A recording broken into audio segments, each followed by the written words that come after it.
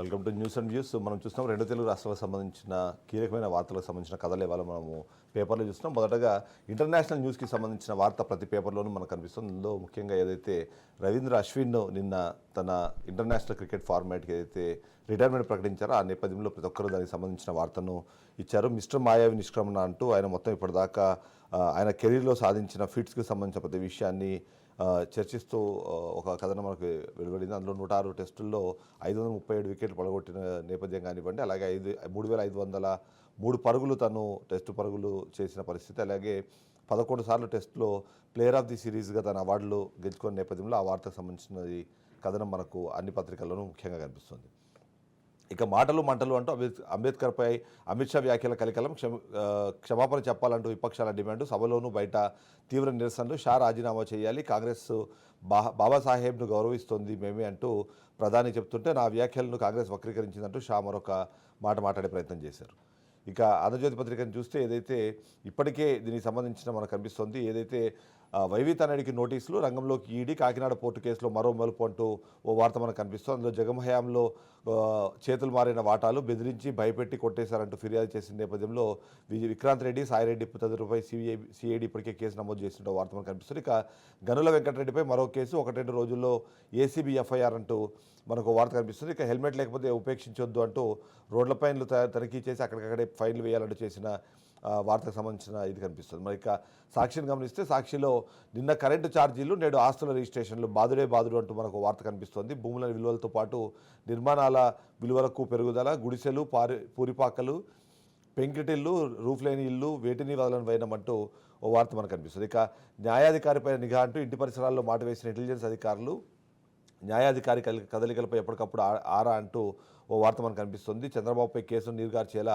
Police ఉన్నతాధికారులతో లూధ్రా వరుస భేటీలు అంటూ వార్త మనకు కనిపిస్తుంది. ఇక వేమిరెడ్డికే క్వాడ్స్ గనులు అంటూ అధికారికంగా లైన్ క్లియర్, జనవరి నుంచి దోపిడీ షురు అంటూ సైదాపురంలో గనులకు సంబంధించిన వార్త మనకు కనిపిస్తుంది. ఇక ఏదైతే పర్యాటక పడవను ఢీకొన్న నేవీ బోటు ఘటనలో 3 నేవీ అధికారులతో సహా 13 మంది జలసమాధి అయిన నేపథ్యంలో ఆ వార్తకు సంబంధించిన ప్రస్తావన కూడా మనకు కనిపిస్తుంది. ఇక బదులు ఇవ్వలేకే దుష్ప్రచారం అంటూ నా వ్యాఖ్యలను వక్రీకరించారు, కాంగ్రెస్పై అమిత్ షా ధ్వజమెత్తిన నేపథ్యంలో ఆ వార్త కనిపిస్తుంది. ఇక తెలంగాణకు సంబంధించి వార్తలు చూస్తే మాత్రం అందులో భూపరిపాలనలో నవశకం, ధరణి స్థానంలో భూభారతి అంటూ మనకు ఒక వార్త కనిపిస్తుంది ఈనాడులో. అందులో సమస్యలకు పరిష్కారాలను చట్టబద్ధం చేసేలా పలు సెక్షన్లు పెట్టడంతో పాటు ఆర్డీఓ, కలెక్టరేట్ స్థాయిలో అప్పీల వ్యవస్థను, న్యాయపరమైన అంశాల కోసం ల్యాండ్ ట్రిబ్యునల్లు, వివాదాలపై పేదలకు ఉచిత న్యాయ సలహాలు, అబాది, గ్రామకంఠం ప్రాంతాలలోని నివాస స్థానాలకు సంపూర్ణ హక్కులు అంటూ వార్త మనకు కనిపిస్తుంది. ఇక ప్రధాని అదాని కలిసి దేశం పరువును తాకట్టు పెట్టారు అంటూ ఏదైతే నిన్న కాంగ్రెస్ పార్టీ చేసిన ర్యాలీకి సంబంధించిన వార్త మనకు కనిపిస్తుంది. అంబేద్కర్పై అమిత్ షా వ్యాఖ్యల కలకలానికి సంబంధించిన వార్త కూడా ఇక్కడ కనిపిస్తుంది. ఇక జమిలీ ఎన్నికలపై 31 మందితో జేపీసీ, లోక్సభ నుంచి 21, రాజ్యసభ నుంచి 10 మంది, సీఎం రమేష్, బాలశౌరి, హరీష్ బాలయోగిలకు చోటు, కాంగ్రెస్ తరఫున ప్రియాంక, ఎన్సీపీ నుంచి సుప్రియ అంటూ ఓ వార్త మనకు కనిపిస్తుంది. ఇక సీఎం ధర్నా విడ్డూరం అంటూ కేసీఆర్, రేవంత్ రెడ్డి బొమ్మ బొరుసు లాంటి వాళ్ళంటూ కేంద్ర మంత్రి కిషన్ రెడ్డి చేసిన వ్యాఖ్యలకు సంబంధించిన వార్త మనకు కనిపిస్తుంటే, ఇక నమస్తే తెలంగాణలో మాత్రము మూసి మోసం గుట్టురట్టు, డీటెయిల్ ప్రాజెక్ట్ రిపోర్టుపై సర్కారు దాగుడు మూతలు, సిద్ధం కాకముందే అయినట్టుగా వరల్డ్ బ్యాంక్ ఒక రిపోర్ట్ ఇచ్చారంటూ ఓ వార్త మనకు కనిపిస్తోంది. అందులో నిజానిజాలకు సంబంధించి ఏదైతే సెప్టెంబర్ 19వ తారీఖు, అక్టోబర్ 4, అక్టోబర్ 17వ తారీఖున చేసిన వ్యాఖ్యలు, అలాగే ఇచ్చిన ప్రకటనలకు సంబంధించిన వార్త మనకు కనిపిస్తుంది. ఇక రెవెన్యూ రివర్స్ అంటూ గ్రామాల్లో మళ్ళీ వీఆర్ఓల వ్యవస్థ రాబోతోంది, కింది స్థాయి అధికారులకు విచక్షణ అధికారాలు, 2014 ముందున్న నిషేధిత జాబితా అమలు అయ్యేలాగా మళ్ళీ ప్రత్యక్షం కానున్న అనుభవదారు కాలం అంటూ ఏదైతే ఇప్పటికే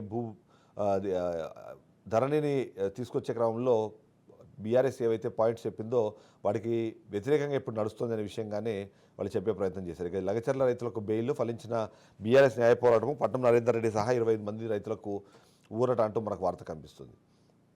ఇక ఇక్కడ కూడా ఫార్ములా ఈపై చర్చిద్దాం, నేను సిద్ధం, మీరు సిద్ధం అంటూ ముఖ్యమంత్రికి కేటీఆర్ లేఖ రాసిన నేపథ్యంలో ఆ వార్త కూడా ఇవాళ మనకు కనిపిస్తుంది. ఓవరాల్గా చూస్తే మాత్రం గత కొంతకాలం నుంచి కాంగ్రెస్ పార్టీ అలాగే బీఆర్ఎస్ పార్టీల మధ్య ఈ ఛాలెంజ్ల పర్వం కొనసాగుతుంది.